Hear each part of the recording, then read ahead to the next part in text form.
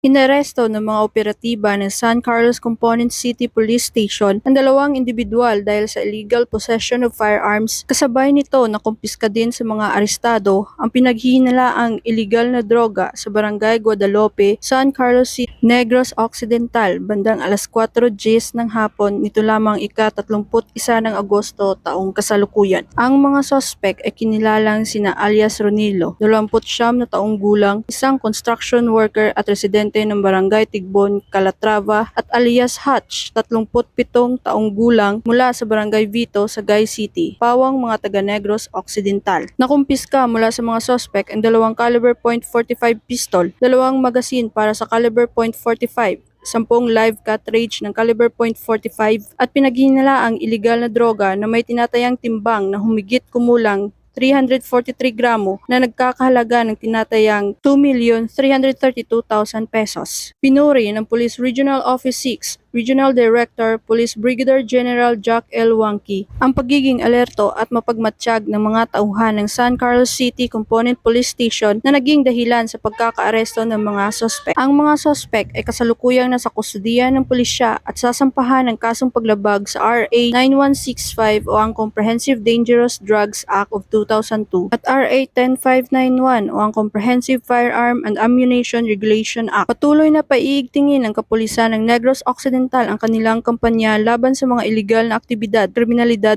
upang mapanatili ang kapayapaan sa komunidad. Dahil sa bagong Pilipinas, ang gusto ng pulis, ligtas ka. Mula dito sa Police Regional Office 6, ako ang inyong Police News Network Correspondent, Patroluman Ledilyn Bansagon, alagad ng batas, tagataguyod ng balitang pulis.